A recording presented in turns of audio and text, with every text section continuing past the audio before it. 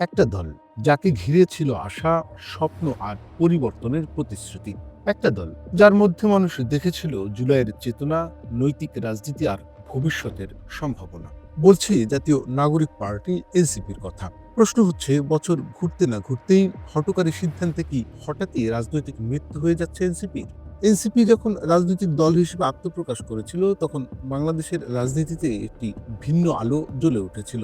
দীর্ঘদিনের বিএনপি, আওয়ামী লীগ, জামাত ইসলামের গতানুগতিক ক্লান্তিকর রাজনীতিতে বিরক্ত মানুষেরা এনসিপির মধ্যে খুঁজে পেয়েছিল একটি বিকল্প ধারা।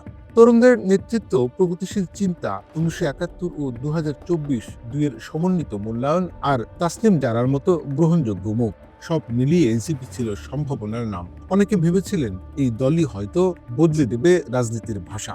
কিন্তু সেই আশার পতন শুরু হয় খুব দ্রুত।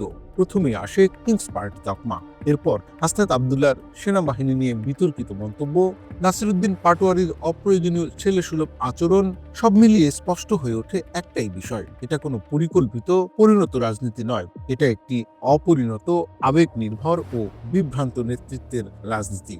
অনেকের প্রশ্ন, ক্ষমতার স্বপ্ন দেখিয়ে ফান্ডিং আর প্রলোভনের মাধ্যমে কি পুরো দলটিকে ব্রেনওয়াশ করা হয়েছে?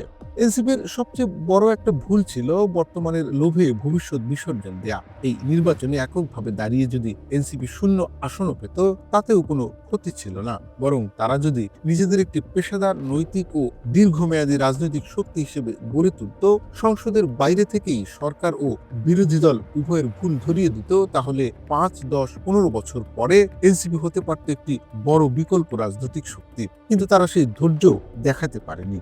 আজ বাস্তবতা কি? আজ এনসিপি কার্যত একটি বড় রাজনৈতিক দলের পকেটে ঢুকে গেছে। এটা কোনো সাধারণ রাজনৈতিক পরাজয় নয়, এটা হলো রাজনৈতিক অপমৃত্যু।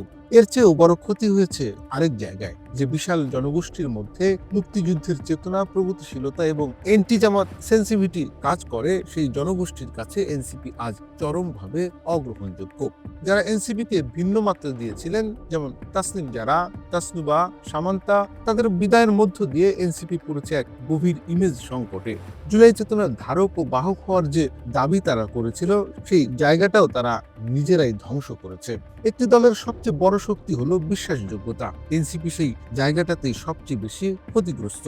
ভবিষ্যতে এনসিপি রিকভার করতে পারবে কিনা তা সময়ই বলবে। কিন্তু আজ এটুকু নিশ্চিত, বাংলাদেশের মানুষের দুর্ভাগ্য একটি সম্ভাবনাময় বিকল্প ধারার রাজনীতি জন্ম নিয়েই যেন আত্মহত্যা করলো। তাই প্রশ্ন, হঠকারী সিদ্ধান্তে হঠাৎই কি মৃত্যু হবে এনসিপির, নাকি এখনো ফেরার কোনো পথ বাকি আছে?